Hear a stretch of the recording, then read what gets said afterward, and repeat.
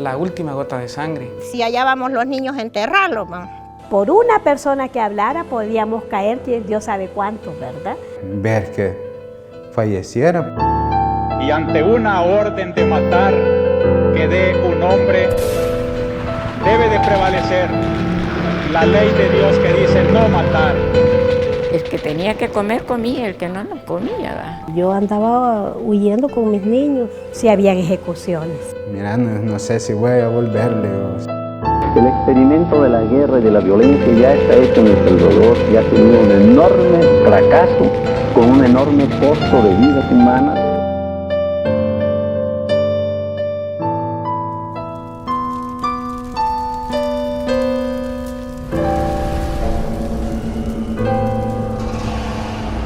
Bienvenidos a Memoria de Vida. En este capítulo abordaremos cómo la guerra cambió la vida de salvadoreños y salvadoreñas. Para algunos, una guerra ajena. Para otros, la lucha por un país mejor. Los miedos, la entrega, las muertes, los aprendizajes y la supervivencia se convirtieron en el día a día de un país enfrentado en una guerra fratricida. La primera operación que hicimos fue en las vueltas, en Chalatenango. Como ya no estábamos mezclados con la masa, sino que estábamos ya separados, entonces esa era la orden, que teníamos que andar con camuflaje. Nosotros éramos una familia que nos uníamos a una lucha del pueblo en donde íbamos a dar la última gota de sangre. Un hijo de la Paula Cubilla, uno que vivía en Tecoluca, ese entraba como a ganadear, a comprar cuche y hallaba a la gente en las casas y la mataban. Porque el ejército los buscaba a mi esposo y decía que a toda la familia. Eso me tocó, pues, emigrar para el refugio porque no tenía dónde estar. Tipo 6:30, hacer disparos al aire para que toda la gente se guardara en sus casas, ¿no? Como a la 1 de la mañana empezó, que nos empezaron a caer como granadas y todo el mundo y disparándonos.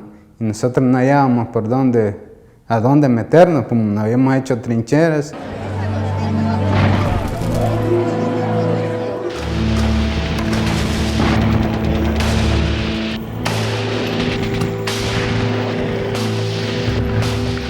De esta promoción, pues, que uno le llaman la tandona, se acostumbraron algunos, no todos, a cometer abusos. Así fue como se cometió, digamos, el asesinato de los sacerdotes jesuitas. Algunos se desertaron y cuando otros daban signos como de debilidad, a veces se acusaban como de desviación ideológica o de signos de debilidad o sospechas de ser infiltrado.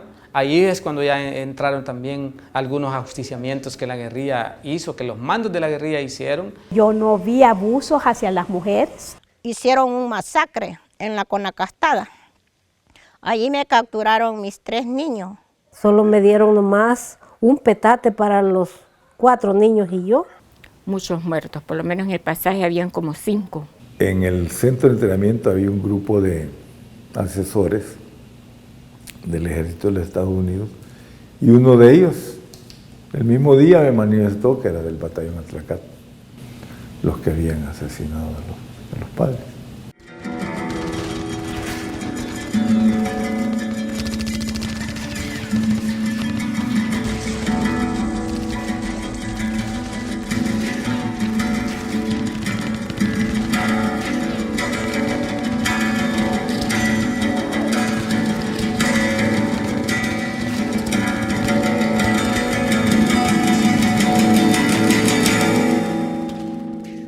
Entonces un compañero desobedeció, entonces dijo, yo no aguanto, digo, me estoy quemando aquí, entonces, y se paró. Fue parándose él y fue el impacto que escuchamos. Ese día, pues, yo tenía la misión con él de ir a catedral y él no me dejó, se la llevó a ella y los 2 cayeron. Era demasiada la gente y era poca agua que había para la higiene, poco servicio sanitario, que era un sótano oscuro, en donde no mirábamos luz todo el día.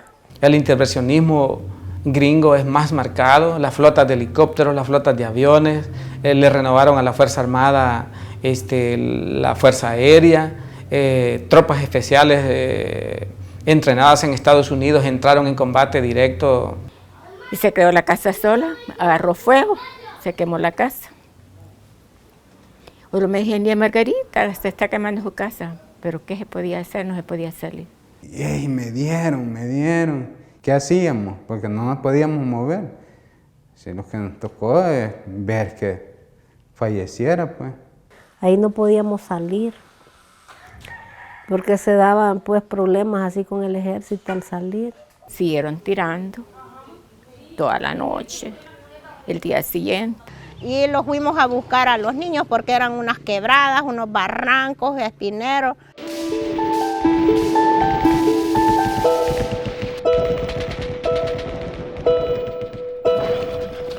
Las negociaciones para finalizar el conflicto armado fueron largas y plagadas de suspicacias y recelos por ambos bandos.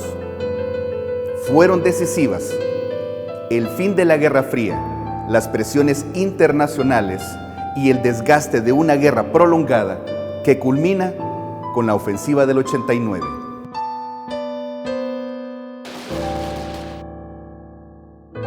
Mi casa todavía tiene un montón de hoyos de los palazos que tiraban. Al ver que ninguno de mis superiores jerárquicos hacían nada, fui a hablar con el presidente Cristiano y se lo hice saber también.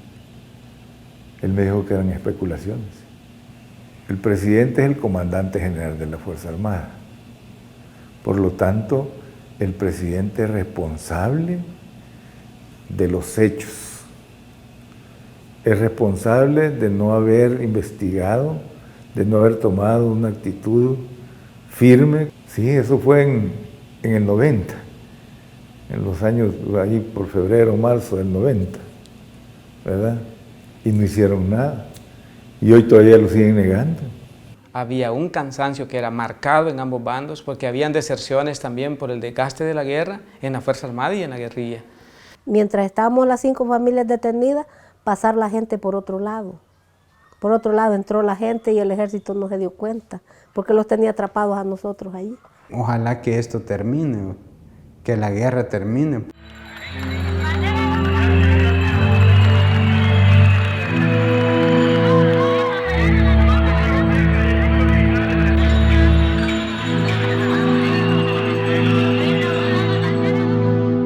Con la firma de los acuerdos de paz, cesaron los disparos y las bombas. Hubo celebraciones y esperanzas. Parecía posible construir un país en paz. Un enorme reto para todo un pueblo con muchas heridas abiertas. Quizás soñábamos en que íbamos a obtener el triunfo, como se obtuvo en Nicaragua, como se obtuvo en Cuba, ¿verdad? Pero no así, no de esa manera. Para los acuerdos de paz, la única tranquilidad que tuvimos y tenemos todavía es que dormimos en casa. Y ya podemos, ahorita no podemos salir con libertad, ¿va? Pero hubo un tiempito que salíamos más con libertad, que nadie los paraba en las calles, nadie los registraba, nadie los decía nada. Bueno, ya podía regresar a mi casa y decir, gracias a Dios no me pasó nada y ningún rasguño de alguna bala. No, no es justo. Entonces yo eso quería decir, hacerles un llamado a nuestros dirigentes. Que ¿qué pasa? ¿Eh? Se les olvidó cuando estuvieron en la montaña, se les olvidó cuando varios dieron la vida por nuestro mismo pueblo. Pero nosotros como comité hemos logrado contabilizar 22 masacres. Pero empezamos a hacer oración en esos lugares y a recoger cositas que todavía se encontraban en aquel momento, que son las que tenemos en el museo. Mi padre fue combatiente de la guerrilla, él estuvo de ese lado. Yo tenía la esperanza de poder encontrarlo a él. Hasta la fecha, pues, ya no tuve conocimiento de él, no sé qué pasó al final de él. Yo tuve que atender niños con psicosis de guerra y eso no es fácil. niños que vieron morir a sus padres o a sus abuelos, vieron violar a sus hermanas. Y tener que hablarles de amor, era terrible, terrible. ¿Y a dónde están ahorita ya estas criaturas, digo yo? Varios se fueron del país y no regresaron, pues. Tantas personas en el psiquiátrico, no crea que es por otra cosa. Los traumas están. Él dio la prueba del ADN, ya hoy ya adulto. Y él dijo que sí, que quería conocerme y todo. Y fue bien rápido porque en agosto vinieron y el 9 de agosto ya quería el reencuentro. Entonces así fue como Probúscar lo reencontró también.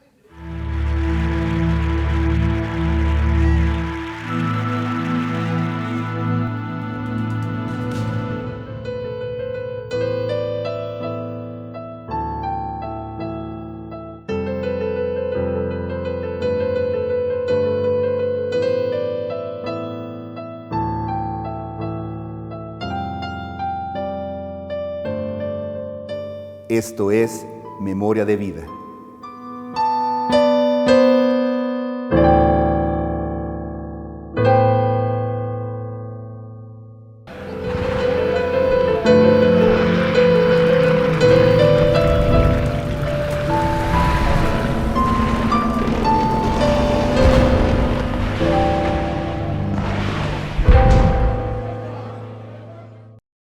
El pueblo que olvida su historia está condenado a repetirla. Gracias por seguir con nosotros en Memoria de Vida. Es momento de este espacio de reflexión. Como cada uno de estos 5 capítulos, hemos venido platicando con expertos, especialistas que nos han compartido sus reflexiones. En esta ocasión tenemos como invitada a Amparo Marroquín. Ella es profesora e investigadora de la UCA. Bienvenida, Amparo. Muchas gracias por la invitación, muchas gracias Audiovisuales y qué bueno que tengamos este espacio de conversa y reflexión. Así es. Como hemos venido viendo en estos 5 capítulos, hemos observado todos estos acontecimientos que han marcado la historia de nuestro país y han marcado mucho dolor, muchas heridas que algunas personas nos han compartido en este espacio que aún no se han sanado. ¿Usted cómo cree que todos estos acontecimientos han intervenido en la formación de nuestra identidad como salvadoreños hasta la actualidad?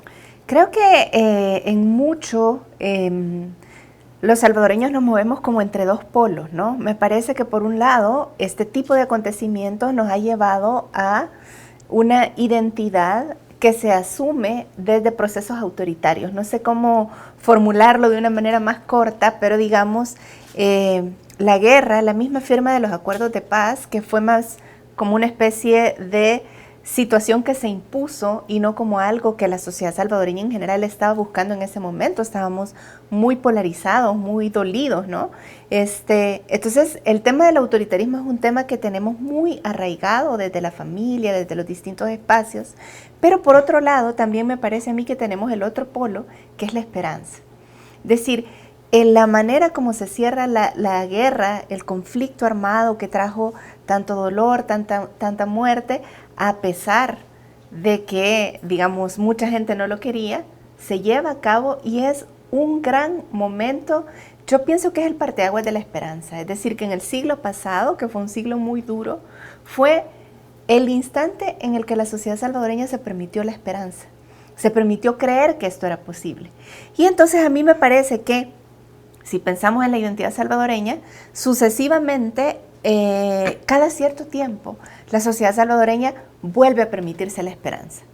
Y en general, con los procesos políticos tendemos a tener esta sensación de decir, hoy sí. Y siempre vuelve a haber esperanza. Hoy sí las cosas van a ser, ya va a haber, hoy sí va a ser distinto. Y eso tiene que ver, me parece a mí, con un proceso de firma de los acuerdos de paz que nos acostumbró a sentir que iba a haber esperanza, aunque después venga una especie como de revirón en general en nuestra historia, en donde terminamos diciendo, chicas, no era por ahí el asunto, no era esto, ¿verdad? Más o menos, ¿cuánto tiempo, en todo lo que usted nos ha comentado en el transcurso de nuestra historia, cuánto tiempo transcurre para que llegue el salvadoreño a esa reflexión? Pues a ver, depende, es decir, si nosotros pensamos la historia y la manera como hemos construido nuestra identidad en los últimos años, a mí me parecería que hay ciclos por lo menos de 10 años en donde la gente va, digamos, como colectivo.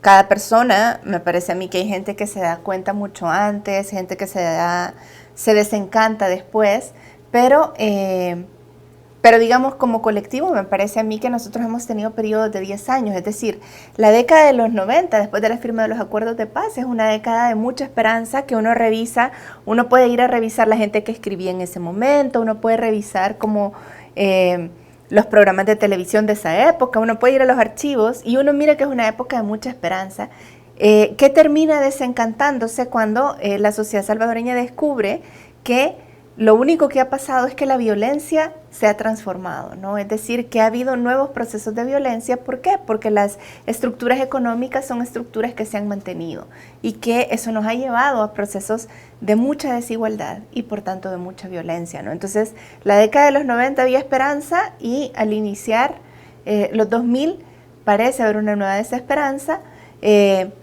Vienen una serie de propuestas y de gobiernos que nos van a decir, bueno, lo que necesitamos es mano dura, necesitamos súper mano dura.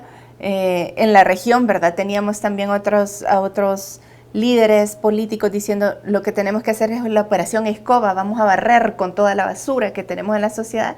Y entonces pareció que esa propuesta nos traía una nueva esperanza que para el año 2010, que es el momento de la masacre de Tamaulipas, donde muchísima gente está migrando de nuestros países, nos damos cuenta que no es así, ¿no? Es decir, yo pensaría que sí. En el año 2010, el 2009 había ganado el FMLN, había como una especie de nueva esperanza que 10 años después la gran mayoría de la gente está diciendo, y que nosotros lo vemos en el documental, personas diciendo, ¿y de qué sirvió la guerra? ¿Y de qué sirvió todos estos líderes sociales que pelearon y que en este momento se encuentran de nuevo llevándonos a una situación de desesperanza, ¿no? Entonces vuelve a venir, y a mí me parece que en este momento buena parte de la sociedad también tiene esta sensación de esperanza de ahora va a ser distinto. Yo siempre quisiera pensar que en mi análisis social yo me equivoco y que realmente vamos a poder celebrar esa esperanza. Pero hasta ahora, digamos, lo que nosotros hemos tenido son estos momentos. Aún así me parece que el gran momento de la esperanza hasta ahora ha sido la firma de los acuerdos de paz. Vaya, usted mencionó dos cosas importantes, la firma de los acuerdos de paz y también mencionó de qué sirvió. Entonces, ¿por qué es importante reconocer que estos eventos ocurrieron como los acuerdos de paz? Bueno, yo creo que lo fundamental de los acuerdos de paz es que la sociedad salvadoreña, que siempre se ha creído a sí misma violenta, que siempre nos hemos sentido así, somos los primeros en sacar el cuchillo, ¿verdad? Es decir, descubrimos que éramos capaces de sentarnos a dialogar con nuestro gran enemigo. Y nuestro gran enemigo, no estoy diciendo, ay, es que a mí Gaby me cae mal y yo no la quiero ver. No, es que nuestro gran enemigo era alguien a quien si yo lo miraba, lo quería matar. Entonces, digamos, hay un proceso de transformación social muy grande cuando yo paso de querer matar a una persona a decir, mira, me caes súper mal, pero tenés derecho a hablar. Y esa para mí es la mayor consolidación del proceso democrático que nosotros hemos tenido, ¿no? Es decir, porque si nosotros pensamos que la democracia es un espacio de pluralismo, quiere decir que no importa cuán distinto piense la otra persona, yo tengo que ser capaz de darle el espacio, de reconocerla. Es decir, lo fundamental para mí de la democracia en términos culturales y en términos de los acuerdos de paz no es, digamos, el tema de que nuestras instituciones se han, por supuesto, fortalecido. No es el tema para mí lo fundamental en términos culturales sobre el proceso democrático y que los acuerdos de paz nos regala no se trata solamente de lo que la mayoría dice. O sea, porque a veces pensamos que la democracia es eso. Pero la democracia se trata de que incluso las minorías más pequeñas tienen derecho a ser escuchadas, tienen derecho a existir, tienen derecho a tener una palabra, ¿verdad? Y las minorías nos van a señalar ámbitos importantes, como las mayorías también.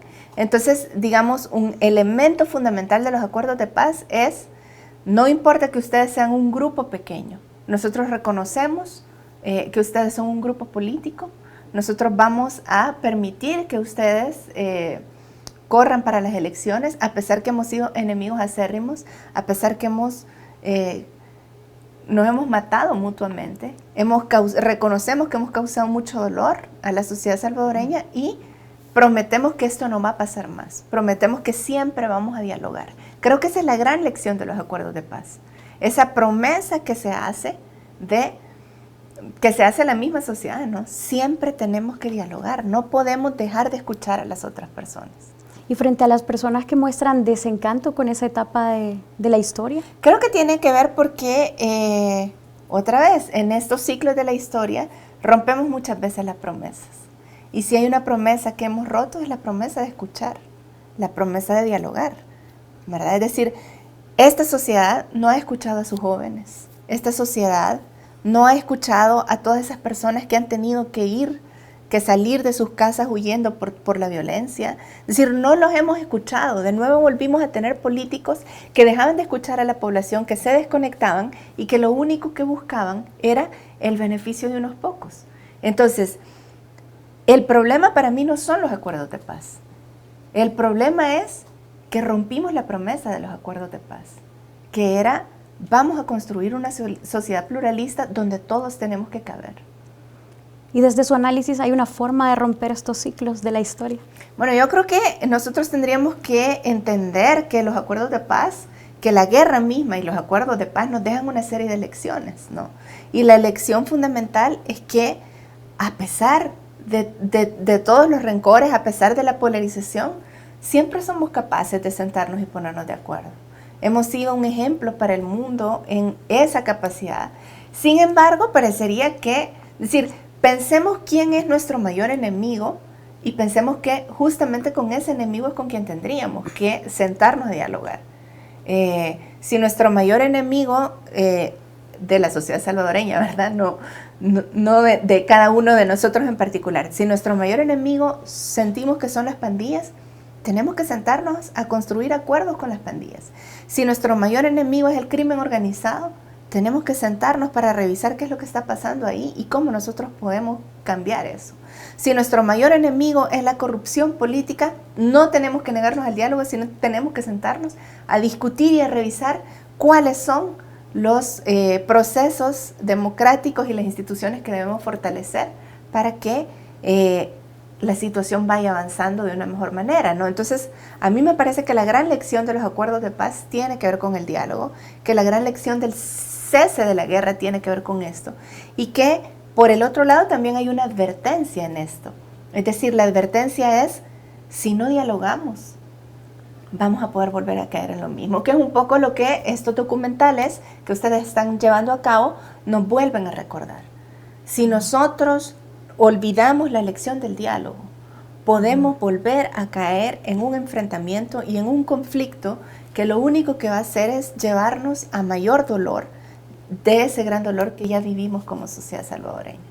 Y tras eso último que usted acaba de mencionar, nosotros en cada capítulo, en este espacio de análisis, iniciamos con la frase de el pueblo que no conoce su historia está condenado a repetirla.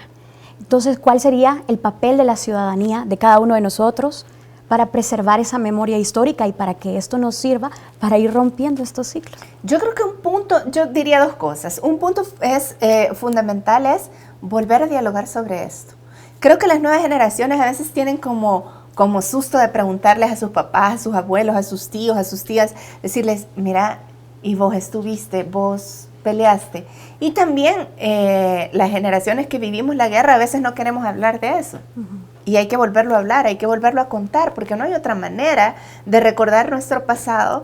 O sea, no hay manera más bonita que decir, es que mi abuela pasó por esto. Mi abuela vivió esta guinda y nosotros como familia venimos de esa historia, venimos de esa situación, venimos de esos desaparecidos, como ya lo vimos en otro de los capítulos, ¿no? Es decir, entonces tenemos que volver a dialogar, tenemos que hablar. Pero por otro lado, a mí me parece que tenemos que hacernos cargo de ir y revisar la historia. Es decir, podemos invitar a todas las personas que nos están viendo por los distintos medios a que vengan, por ejemplo, a la biblioteca de la universidad y vean los archivos que hay ahí. que revisen cómo fue, qué decían los periódicos en los años 80.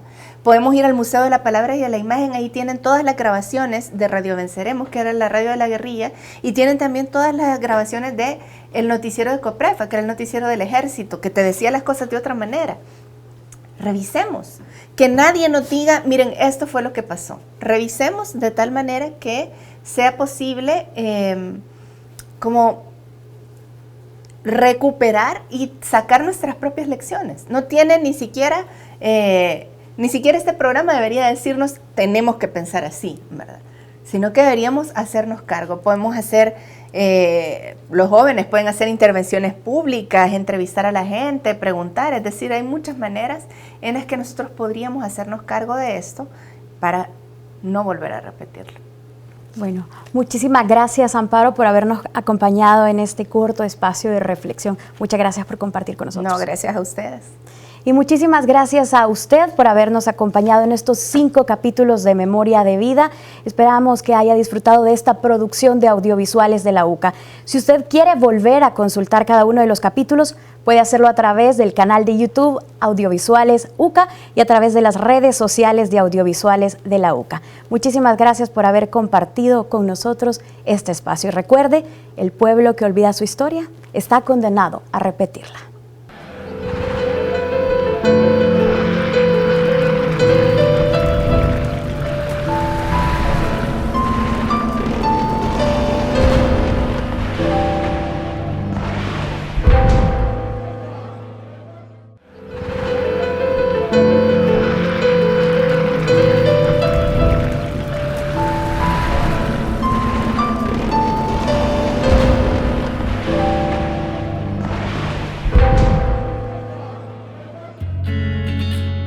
A continuación, el editorial. Los acuerdos de paz pusieron fin a una guerra que causó mucho dolor y sufrimiento. Por eso fueron tan queridos los acuerdos. Por eso fueron tan apoyados, porque pusieron fin a una guerra fratricida. Además, los acuerdos sentaron las bases para transformar el país. Lastimosamente, no se hizo lo que se tenía que hacer en materia de cambios económicos y sociales. Al terminar la guerra se comenzó a implementar el neoliberalismo, de tal suerte que cuando más necesitábamos un Estado fuerte para reconstruir un país devastado por la guerra, se debilitó.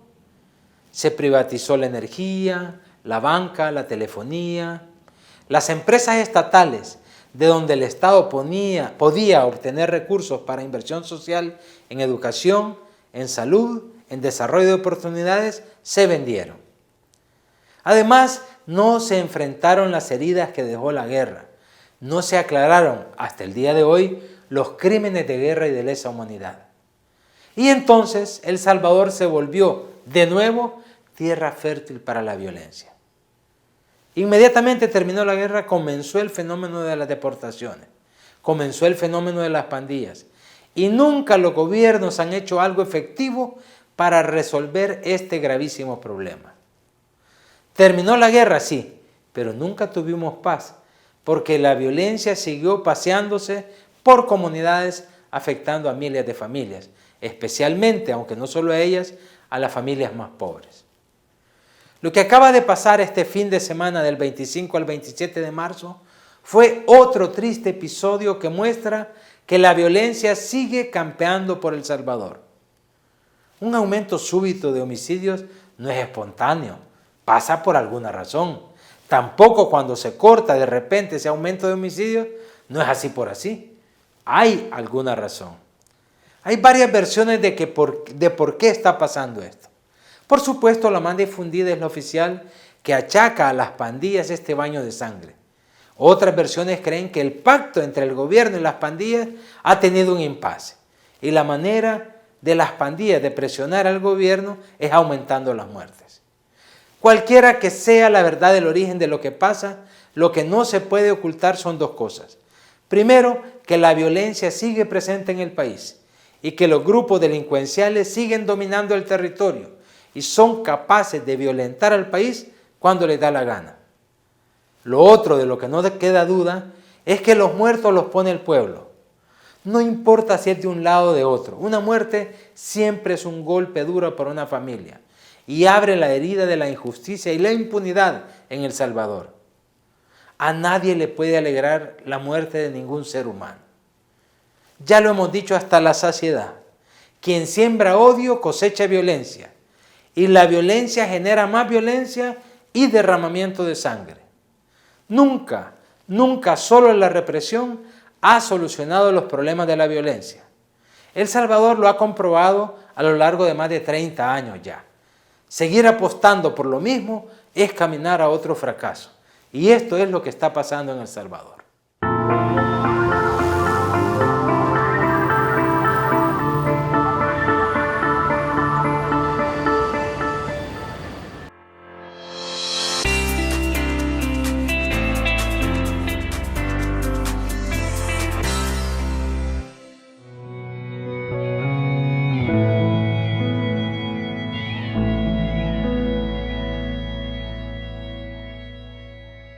Hola amigas y amigos, bienvenidos a una nueva sección de la entrevista. En esta ocasión tenemos un tema muy interesante que bueno, tal vez puede describir un poco la sociedad salvadoreña y cómo nos comportamos y cómo nos influencian este tipo de mensajes y contenidos que pueden reproducir diferentes tipos de violencia, ya sea en series, en películas, en canciones. Y para hablar de eso tenemos a Amparo Marroquín. Ella es investigadora, es catedrática del Departamento de Comunicaciones de la UCA. Y pues bueno, le agradecemos mucho su tiempo. No, muchísimas gracias por la invitación. Ok, bueno, si nos podría contar, para iniciar, cómo una persona puede interiorizar un mensaje o cualquier tipo de expresión de violencia a través de algo tan lúdico como una serie o una canción. A ver, ese tema de interiorizar este tipo de mensajes es algo que nunca se ha conseguido comprobar. Es decir, parecería que más que el mensaje en sí, es el entorno lo que tiene más influencia sobre las personas. Es decir, si nosotros vivimos en un entorno violento y además consumimos este tipo de mensajes, el mensaje refuerza ese entorno violento y te normaliza muchísimo la situación. Me explico, es decir, no, una persona, digamos, lo que se ha demostrado es que si una persona no tiene el entorno violento y consume este tipo de producto, digamos una canción que habla de violencia, una película muy violenta, no necesariamente va a llegar a esto. Es decir, parecería que tiene que haber algo en el entorno que sea violento. Es decir, y no estoy hablando de un entorno como la sociedad salvadoreña que todos decimos, bueno, pero es que aquí somos muy violentos, ¿no? Es decir, si no, pensemos por ejemplo a veces en chicos en una secundaria de Estados Unidos que llegan a disparar. Normalmente no tiene que ver solamente con que consumían un videojuego que era muy violento, sino también que esa sociedad estadounidense tiene entornos violentos, tiene entornos que son racistas, que son clasistas, que son machistas. Entonces, normalmente la combinación entorno violento más consumo de productos, videojuegos, canciones, noticias de los medios de comunicación que son violentas, nos puede llevar a no solo a normalizar la violencia, sino a legitimar un comportamiento violento de nuestra parte. También, tal vez interiorizarla no sea la palabra, tal vez naturalizarla. Naturalizarla sí, definitivamente. Es decir, nosotros llegamos a tener como esta sensación de que eso es lo normal. De hecho, hace algunos años hicimos un estudio sobre el consumo de productos acá en el país, de productos de medios de comunicación, películas, series, música. Y una de las preguntas que nosotros hacíamos digamos, de la gente que nosotros encuestamos, había gente que era padre de familia. Y a nosotros nos interesaba ver un poco justamente la postura que tenían sobre el tema de violencia. Entonces lo que decidimos fue preguntar específicamente a los padres de familia, ¿usted censura en algún momento? O sea, usted le dice a su hijo, esta película no la puedes ver porque es muy violenta. O esta canción no la vas a escuchar porque es muy violenta. Entonces nosotros preguntábamos esto. Pero nosotros preguntamos, a ver, ¿usted le tiene prohibidas cosas a los chicos? Y lo que nosotros descubrimos como respuesta de la mayoría de la gente que encuestamos era, sí, yo le prohíbo escenas de amor. Entonces, escenas, por ejemplo, que se están besando en una telenovela, eso no lo veas. En cambio, nos dijeron que, y esto ya fue más como en las entrevistas y en los focos, no en la encuesta, sino que nosotros volvimos a repreguntar esto en entrevistas y la gente nos decía, no, cuando hay, por ejemplo, un noticiero donde, digamos, en una colonia hubo una balacera de gente, yo llamo a mi hijo para que se siente y lo vea, para que vea por qué no tiene que salir. Entonces, digamos que la manera como las salvadoreñas y los salvadoreños nos hemos acostumbrado a consumir este tipo de noticias es como compleja, siento yo, ¿verdad? Es decir, resulta que censuramos escenas de amor y en cambio naturalizamos este tipo de espacios de violencia. Mire, es violento. Sí, y en ese sentido la censura, pues bueno, tal vez se podría argumentar de que se están censurando obviamente por el bien del crecimiento personal y de los jóvenes, pero también se podría argumentar que esto es parte de nuestra vida, es parte de nuestra realidad y sería como ocultar esa parte. ¿Cómo ustedes? Claro, sí, es decir, a ver, no deberían, me parece a mí que el tema de la censura es un tema muy complejo. Los educadores que están trabajando ahorita, todo el tema de... Nosotros vivimos inmersos en una cantidad de información terrible, ¿verdad? Entonces los educadores que están trabajando este tipo de temas vinculados a qué es lo que nosotros deberíamos de hacer como padres de familia, como educadores, como tutores, digamos, de personas menores, nos dicen censurar no sirve de nada, porque en este entorno siempre vamos a tener acceso a distintos elementos, es decir, no sirve censurar escenas de amor, escenas sexuales, escenas violentas, no es la censura lo que nosotros tenemos que hacer, sino sentarnos a la par de nuestros hijos, de nuestras hijas, de los niños que tengamos a nuestro cuidado y ver con ellos y comentar con ellos. Por supuesto, hay elementos de desarrollo cognitivo que sí es importante tomar en cuenta a la hora que nosotros nos enfrentamos sobre todo a productos que llevan demasiada violencia implícita, y es que hay que respetar, así como cuando tenés 3 años, a menos que tengas un elemento de un cerebro superdotado, normalmente no vas a aprender a leer y escribir a los 3 años o a los 2 años. Es decir, hay un desarrollo cognitivo natural del cerebro, de nuestras capacidades. Lo mismo sucede también con la alfabetización mediática. Lo que pasa es que nosotros sí tomamos mucho cuidado en el tema de leer y escribir, pero no tomamos cuidado de qué edades son las edades en las que la alfabetización mediática se va desarrollando. Es decir, en qué momento el niño sabe distinguir que este video que yo le estoy mostrando no es real. ¿Qué hago yo para que el niño se dé cuenta que este videojuego que es tan violento es un videojuego y que no estoy matando a ninguna persona realmente? Entonces, esa discusión como sociedad no la solemos tener. Tenemos la discusión sobre cuándo tenés que, ahorita ya puedes leer un cuento, ahora ya puedes leer una novela. Incluso nuestro sistema educativo tiene un canon literario de qué es lo que nosotros vamos a leer en 6º grado, qué vamos a leer en 9º grado, qué vamos a leer en bachillerato. Pero no tenemos normado como canon educativo qué es lo que nosotros, en qué películas nos podemos iniciar, por ejemplo, en qué tipo de música nos podemos iniciar. Y todos estos son procesos cognitivos que afectan nuestro cerebro de cierta manera.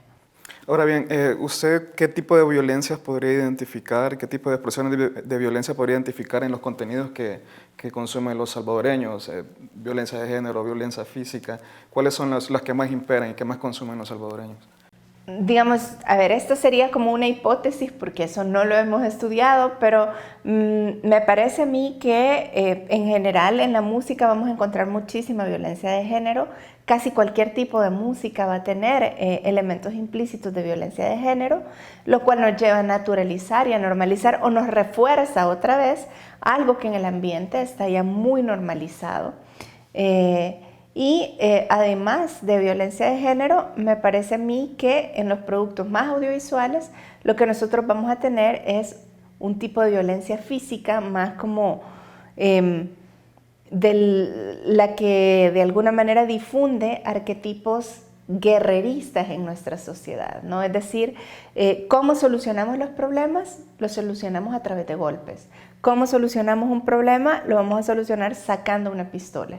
Y eso nosotros lo podemos ver que termina reproduciéndose en muchos espacios de nuestra sociedad.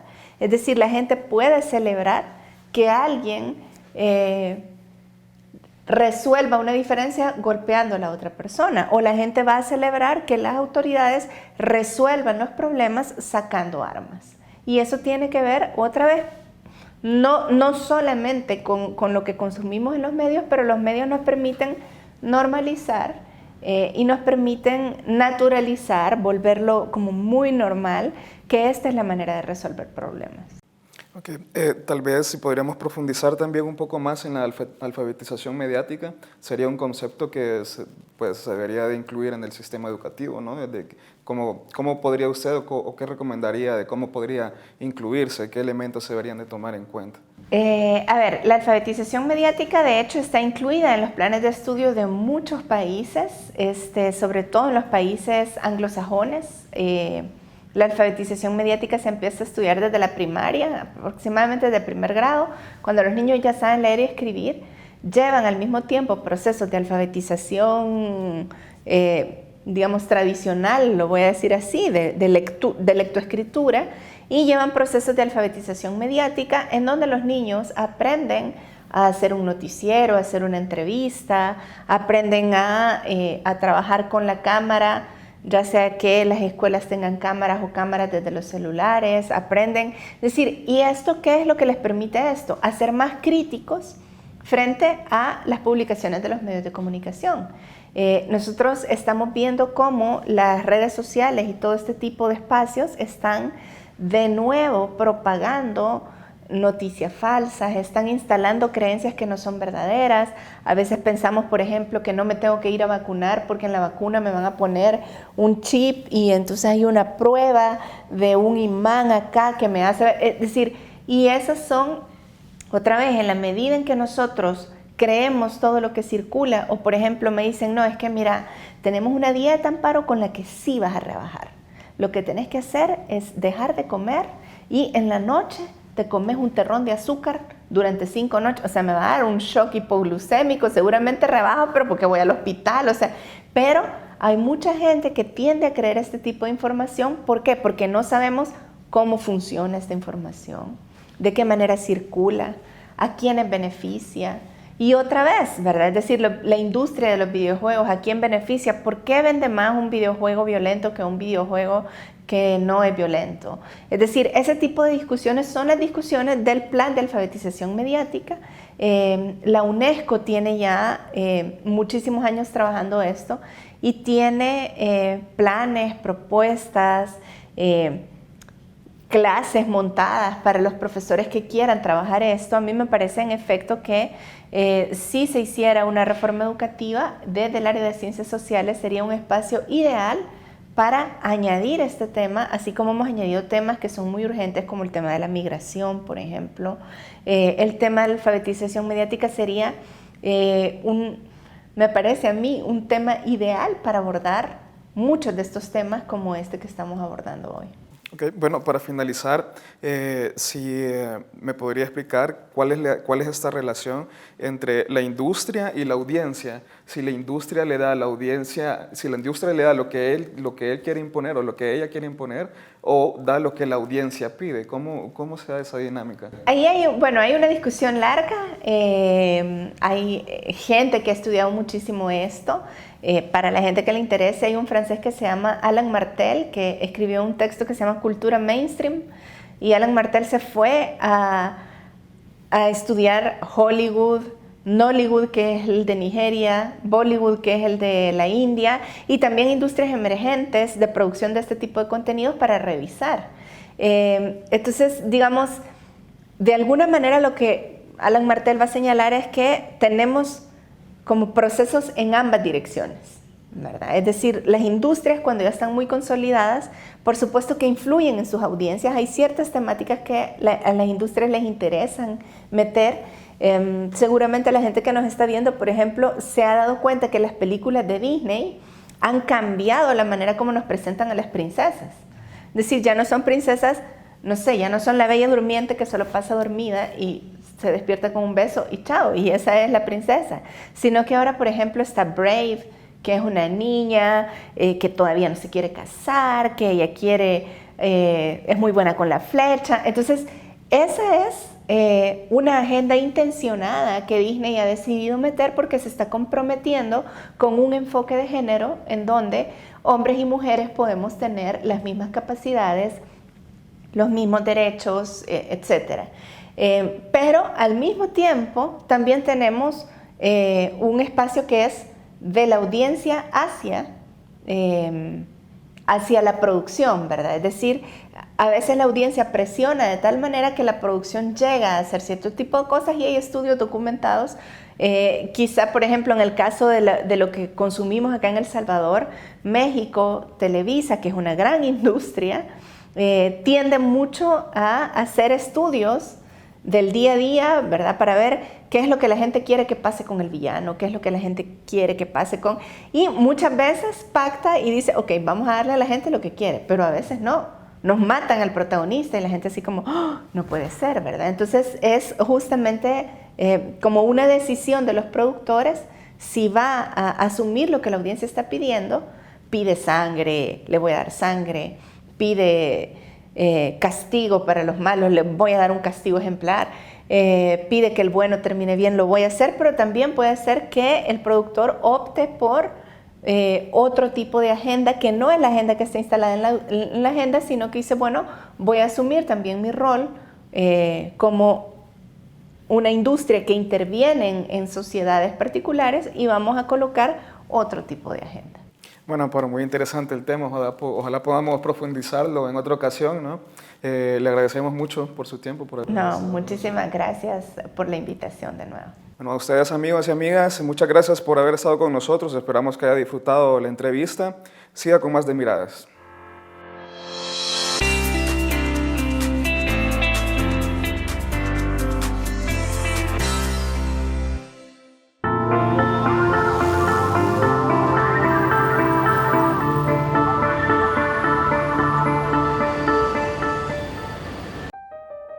Violencia sexual. Todo acto sexual, la tentativa de consumar un acto sexual, los comentarios o insinuaciones sexuales no deseados o las acciones para comercializar o utilizar de cualquier otro modo la sexualidad de una persona mediante coacción por otra persona, independientemente de la relación de ésta con la víctima, en cualquier ámbito, incluidos el hogar y el lugar de trabajo. El tema de la violencia sexual es un problema bastante complejo, ¿verdad?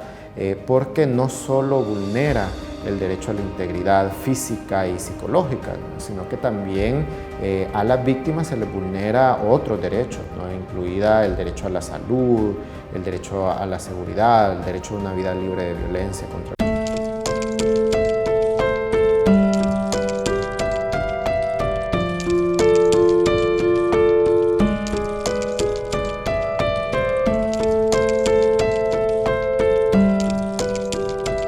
La violencia contra las mujeres en El Salvador ha existido siempre porque, digamos, es parte de la construcción de una cultura patriarcal donde tanto mujeres como hombres hemos sido educados.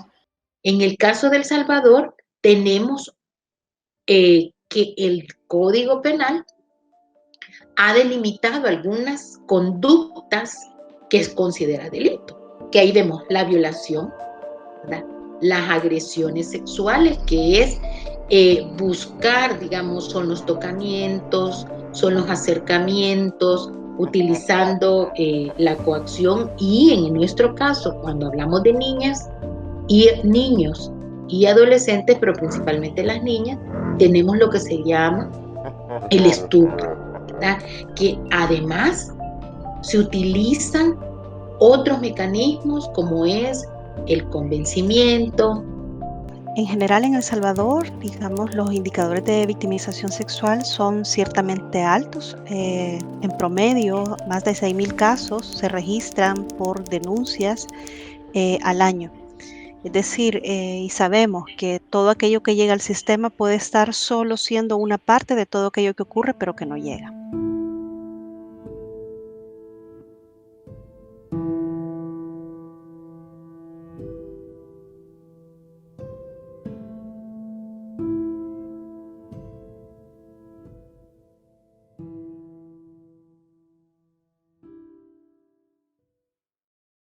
Muchos estudios internacionales sobre esta temática nos indican que en general la llamada cifra negra en términos de delito en violencia sexual es muy alta. Es decir, que los datos institucionales en la mayoría de los casos revela un mínimo porcentaje del fenómeno real. Además de violarse un cuerpo, se viola la verdad, porque en primer lugar a las mujeres no se les cree. Porque hay un fantasma que en realidad es un mito, pero que nunca se ha concretizado, y es el pensar que las mujeres van a denunciar un hecho que no es cierto, ¿verdad? Que las mujeres mienten en la denuncia. El impacto de un acto de violencia sexual que se da dentro de la familia afecta a la niña, afecta al agresor y afecta a todo el grupo a todo el grupo familiar. Es decir, se quiebra, hay un quiebre de la familia, que es el espacio donde debe protegerse a los niños, a las niñas y a las mujeres. Muchos de los programas están diseñados para las víctimas, para trabajar con las víctimas y las denuncias, pero no muchas veces para trabajar con los agresores, con los victimarios, para poder, digamos, apartar y educarnos a los hombres sobre la necesidad de reconocer los límites sobre las víctimas, sobre las mujeres. No se pierda la próxima emisión de su programa Miradas.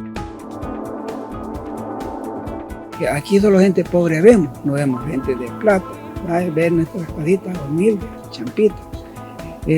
Pero el problema más vital aquí es el agua.